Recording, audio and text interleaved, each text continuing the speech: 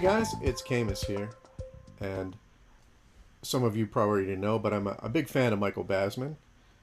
I'm not, I don't count myself as one of the Basmaniacs who were the cult kind of following that he had during the 80s, playing the Grob and the Borg and things like that.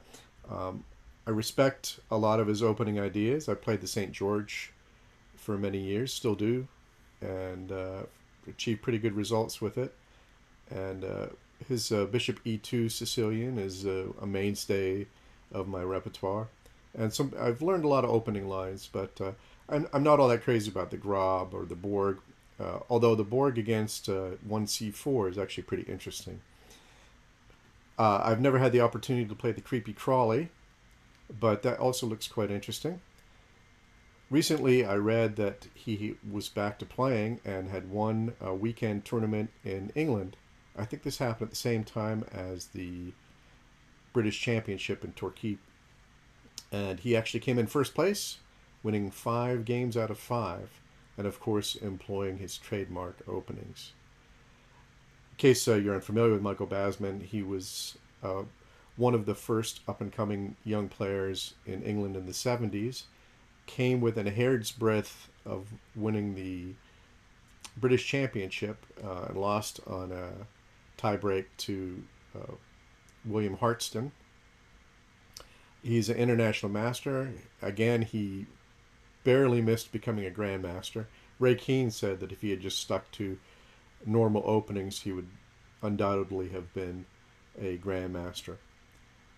But he has brought a lot of life and humor and joy to the game, and it continues to be an active force in scholastic chess in the UK. It doesn't play that much anymore, so I was very happy to hear that he was still playing. He's 67 years old. And well, anyway, let's get right to it. We're going to look at all 5 games, 1 game per video, from this tournament, and explore what he's playing these days. Of course, he's been playing basically the same openings for about 30 years, so he really knows this stuff. His first round game was against a guy named Simon Bartlett, who was rated about 1947. Now, Basman is still an international master, although his peak rating has gone down with his declining years. He's rated 23-29 at the moment, although after this tournament it's probably a bit higher. So anyway, like I said, let's get right to it. His opponent began 1e4.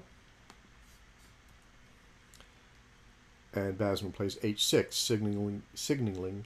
Ooh, that's not easy to say. His opponent played 1e4. Basman played 1h6, signaling that he was about to play the Creepy-Crawly for black. He also plays it as white. d4, natural move, a6. So the Creepy-Crawly, also known as a global opening, threatens to creep up the side of the board. The idea is to play fianchetto of both bishops. Oftentimes, he likes to keep his king in the center and play g5 and b5, as the case may be, or sometimes both, and to take down white's center in hyper-modern style. Of course, the opening has some drawbacks, just making these extravagant pawn moves at the cost of his development. But in this game, he makes it look easy. His opponent played bishop to d3. Now, in other moves and in other games, we'll see Basman usually likes to play c5 around here, but with the bishop on d3, he preferred to play e6. His opponent took the opportunity to erect a big center with f4. This is going to cost him later, as we'll see. B5, preparing bishop to b7, knight to f3, and now c5. And in this position, Rybka seems to feel that white has a small advantage. And I believe it. As you can see, black has got no pieces developed yet. So white chose in this position to protect his big center, played c3, bishop to b7, and now white castles. Now, curiously, just a few moves later now, Rybka feels that the position is absolutely equal. Knight to f6 was played, putting pressure on e4. White defended, knight b to d2. Knight c6, putting pressure on the other pawn. This is the hallmark of a lot of black openings from Basman. It's just hitting these center pawns with pieces from the side. Now, in this position, white has some choices. Queen to e2 is played in the game, but he could have tried d5, trying to open the e file against the king, the black king that's still in the center. But this costs him his big center. After e takes d5, e takes d5, knight takes d5, rook to e1 check. Black just plays bishop to e7, and then after something like knight to e4, probably necessary to get his bishop out, castles. Black is better, according to Rybka. So, again, after knight c6, he could have also played e5, but this isn't any better. After knight to d5, knight to e4, c takes d4, c takes d4, queen to b6.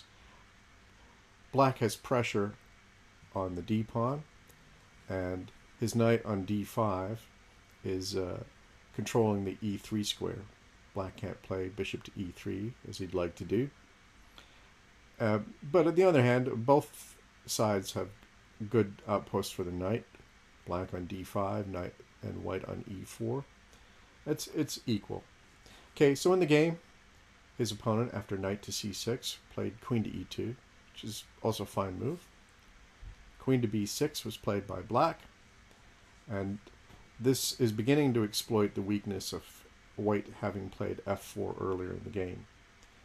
Okay, so here white could have tried d takes c5, bishop takes c5, king to h1, knight to g4, exploiting this weakness on f2, h3, knight to f2, check, king to h2, knight takes d3, queen takes d3, castles, and now black has won the two bishops and has a safer king, and he's actually better in this position. So after queen to b6, instead of that, white decided he had to spend a tempo to get his king off of this line, so he played king to h1. But now Basman wins a pawn. C takes d4, c takes d4. And now Rybka likes, instead of Basman's move, which was knight to takes d4, Rybka likes knight to b4 with the following likely line. Bishop to b1, protecting the bishop. Rook to c8, grabbing the open file. Knight to b3, queen to c7. This is threatening to come in on c2. e5, knight to g4, h3, and now the fishing pole style move, h5. And of course, white would be losing after h takes g4, h takes g4, knight h2, g3. So after h5, probably white's best is bishop to d2, and Rybka assesses this as completely equal. Okay, so none of this happened, of course. After c takes d4, Basman just took the pawn off with knight takes d4. Now, white could have tried something here. He could have tried queen to e3. It's kind of a scary looking move, but the tactics work out for white all right. And after bishop to c5, b4, surprising move, probably a move not included in white's calculations. He has to play knight to c2, b takes c5, knight takes e3, c takes b6, knight takes f1, bishop takes f1. And in this position, black has a rook and a pawn for two minor pieces, but white might not be able to hold the pawn on b6. For the time being, white is better materially, but if black can recover this pawn, he may have enough compensation here. It's a bit unclear. Anyway, his opponent didn't go for any of this, not surprisingly. After knight takes d4, he simply recaptured knight takes d4, queen takes d4. And now, consider what you'd play for white here. White actually plays a slightly inaccurate move. What's remarkable about this game is that white doesn't really play any outright blunders. Well, he does. He plays one slightly... he plays one move that is not too swift, but Basman doesn't play any blunders. He plays mostly Ribka's first choice, and it just slowly takes control of the board. In this position, White played knight to f3, which was not as good as knight to b3. Knight to b3 and Ribka thinks things are equal. The problem with knight to f3 is it kind of gets in the way of the defense of the kingside, which would seem counterintuitive because we're bringing a defender close to the kingside. But hopefully you'll see why this is. So queen to b6 was played by black, and now White decided that the king in the center could be exploited, so he plays f5. This gives black the opportunity to play bishop to c5. He's seizing this important diagonal, and black is actually better in this position. But White continued on, hoping to exploit the king stranded in the center. Well, he's not stranded, but he's there for the time being. F takes e6, d takes e6, and according to Ribka, black is a clear advantage. He's got a safe extra pawn, and he's got these raking bishops on c5 and b7. And the queen is actually well placed too. His rook can come to the open file, and he can castle. And this white pawn on e4 may become a liability. So without White doing too much wrong, he's managed to end up starting to lose here. In this position, he played knight to e5. Black played rook to d8. And now White has seen a tactic here, which he thinks is going to save him. But unfortunately, he doesn't see quite far enough. But already it's actually difficult to find moves here. He could try in this position, a3, preparing b4. But after queen to d6, hitting the knight, bishop to f4, he simply castles. He's not afraid of any discoveries, so there's no good discoveries for White here. b4, bishop to a7, and black is just simply better. Alternatively, after rook to d8, he could have played a4, trying to break up black's queenside pawn structure. After bishop to d4, hitting the knight again, knight to f3, castles, a takes b5, a takes b5, bishop takes b5. Now White has recovered his pawn, but he's not out of the woods because bishop c5, e5, knight to e4, and now he's threatening to come into f2, and black is close to winning in this position. Okay, so back to the game. After rook to d8, he didn't play any of these things. He played knight takes f7. Now, he thinks he's winning a pawn here, and but he hasn't seen quite far enough. After king takes f7, his idea, of course, was e5.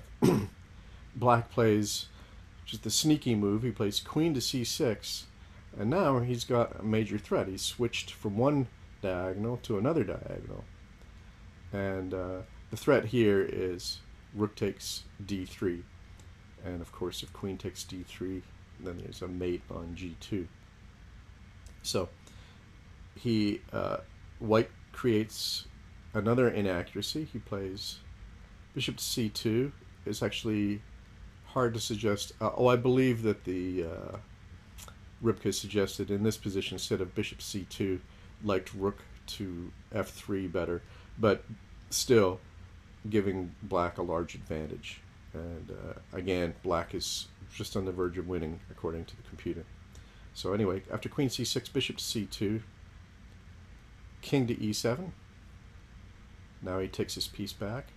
E takes f6 check, g takes f6, bishop to f4. Finally gets his last piece developed. Rook h to g8, and we've got some nasty pressure on g2. And here, actually, black has already lost.